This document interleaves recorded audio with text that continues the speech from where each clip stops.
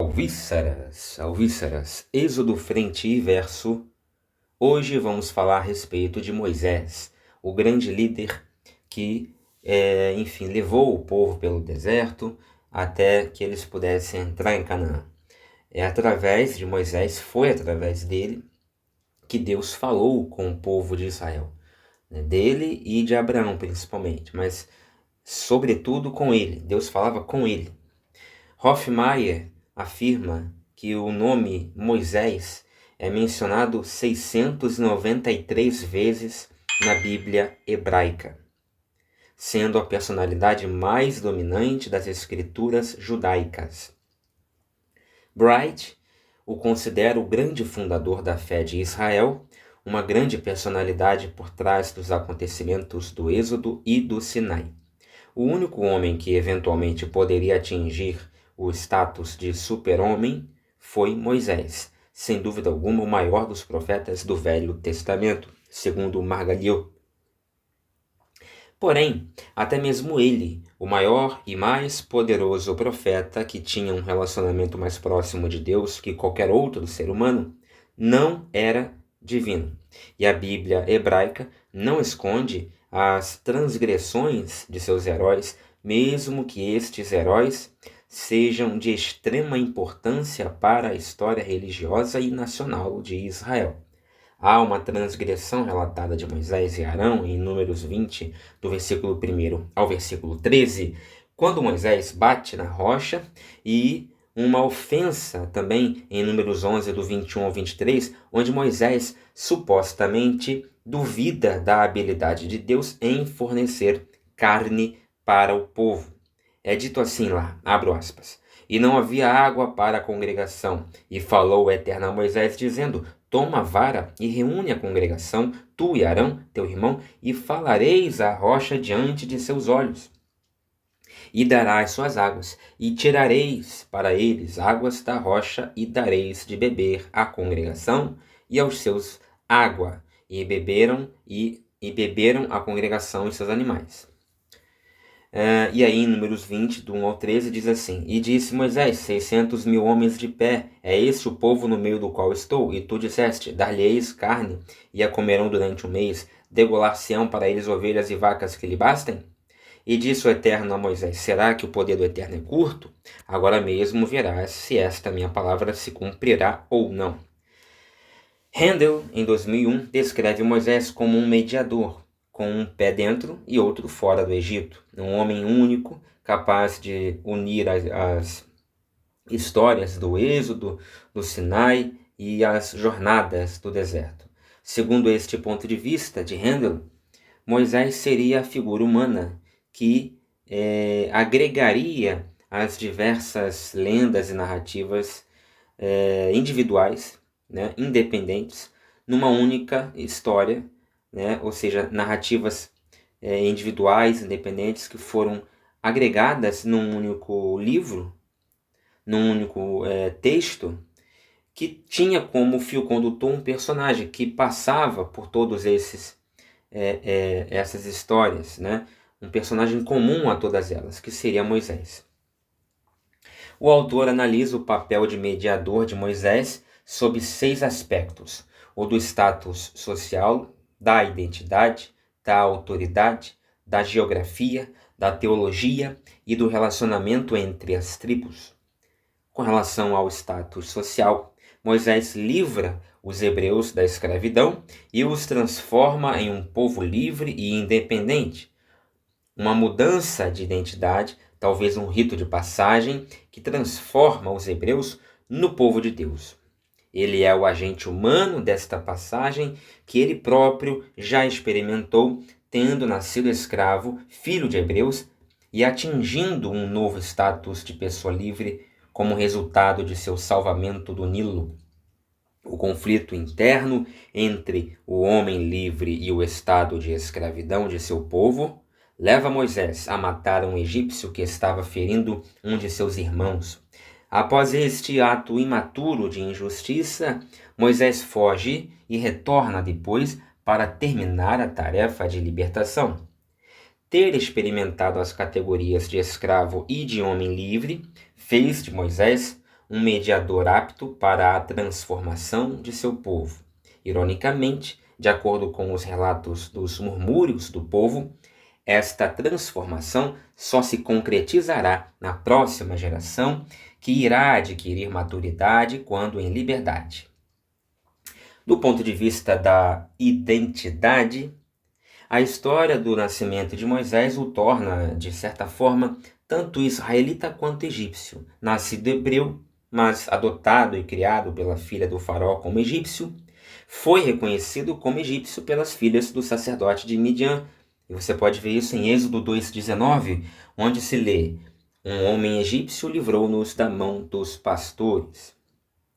Hebreu de nascimento, egípcio de criação, casado com uma midianita.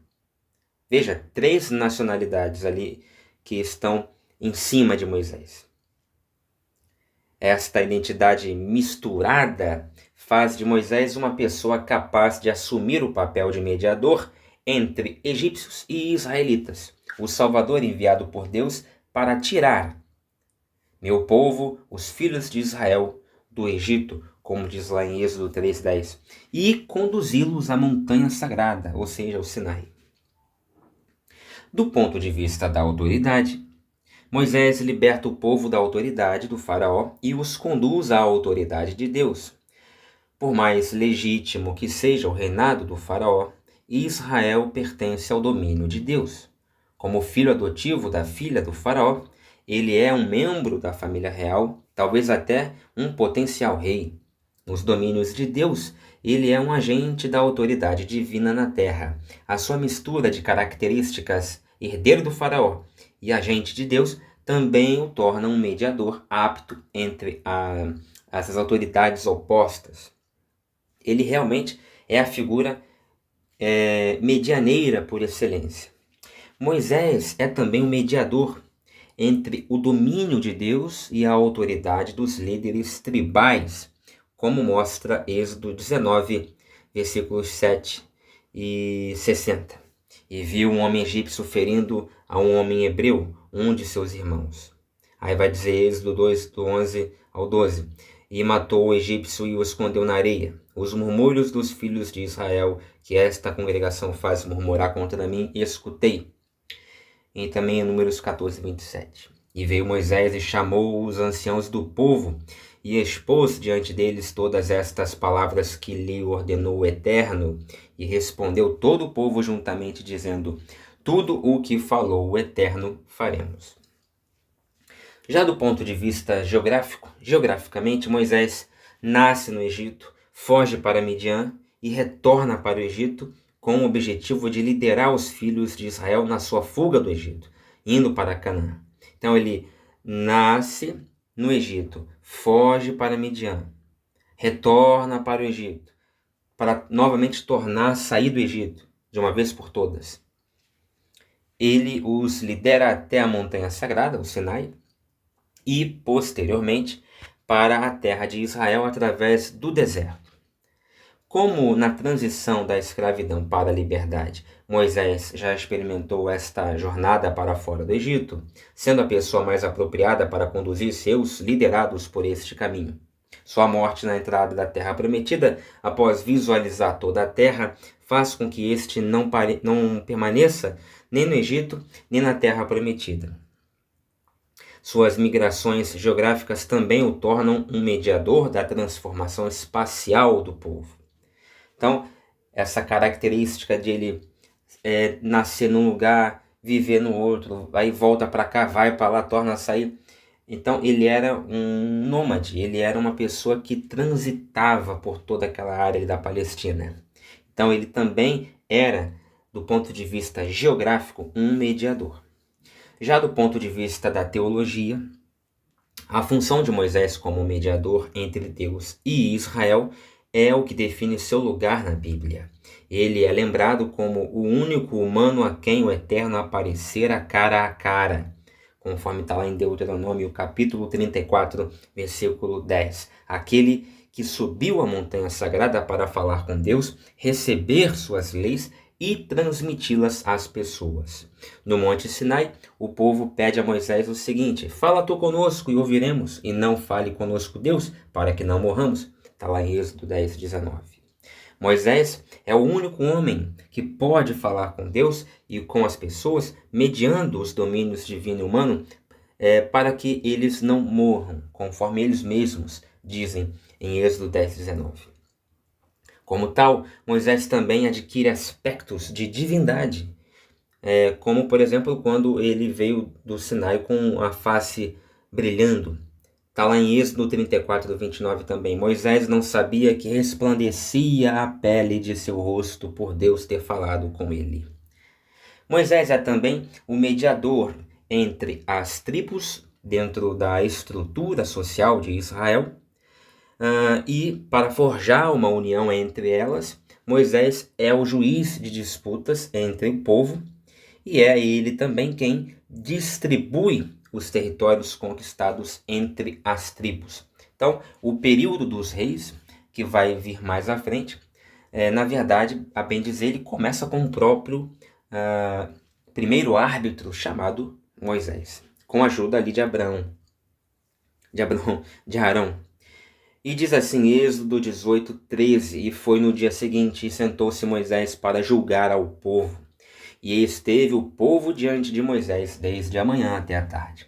E diz assim, Números 32, 33, e lhes deu Moisés aos filhos de Gade, aos filhos de Ruben, e à metade da tribo de Menaché, ou Manassés, filho de José, o reino de Sicom, reino do Emoreu, o reino de Og, rei de Basã, a terra com suas cidades, os seus distritos e as cidades da terra em redor. Então, ele era realmente o manda-chuva ali, né? O árbitro, o juiz. Sua condição de membro da tribo de Levi, necessariamente inabitável, sua condição de membro da tribo de Levi também contribui para a sua autoridade pessoal e institucional, já que esta tribo, mesmo sendo parte do povo de Israel, possui um status diferente. Trata-se de uma tribo sem terras, o que permite a Moisés dividir territórios sem interesse próprio, e uma tribo de sacerdotes também, para quem a mediação religiosa entre Deus e as pessoas é uma função central e normal. Então Moisés era levita. Moisés, visionário que foi aquela época, já entendera que a classe sacerdotal não deve lidar com dinheiro de maneira tão íntima. Ele praticou o oposto do que os pastores de hoje praticam. Moisés se torna, então, um expoente das funções e responsabilidades sacerdotais. Porém, um aspecto importante e curioso da função de mediador de Moisés é que sua função, até certo grau, ficou incompleta ou comprometida. Ele não é totalmente bem-sucedido em transformar escravos em homens livres, já que o povo detém sua mentalidade de escravos expressa em seu desejo de retornar ao Egito sempre que há dificuldades. Muitas vezes eles vão dizer, por que nos tiraste da terra do Egito para morrermos aqui no deserto? Então eles passam a desejar, muitos deles, a voltar para o Egito, mesmo sob a pena de voltarem à escravidão. Moisés tampouco consegue evitar rebeliões, até mesmo de seus companheiros da tribo de Levi, e algumas vezes não consegue evitar o perigo da destruição de todo o povo. Moisés pede alívio para o seu fardo e não completa a sua tarefa de levar os israelitas para a terra prometida, tendo morrido nas planícies de Moabe antes. O fato do local da sua sepultura ser desconhecido talvez possua alguma relação com o fato de que o verdadeiro Monte Sinai também se encontra em um local desconhecido, apesar das muitas teorias a este respeito. A Bíblia hebraica deixa registrado um relato extraordinário sobre a personalidade deste grande homem que foi Moisés. E a gente lê lá em Números 12, versículo 3. E o homem Moisés era muito humilde, mais do que todos os homens que houve sobre a face da terra. No próximo vídeo, talvez seja o último vídeo da nossa série de dezenas de vídeos introdutórios ao livro do Êxodo. E veremos o último conceito, o que eu pretendo que seja o último conceito, o último tópico desta longuíssima introdução, a maior da internet, a maior de fora da internet também. E veremos o conceito de deserto, o seu significado no livro do Êxodo. Eu espero que você tenha gostado. Até o próximo vídeo, se Deus quiser.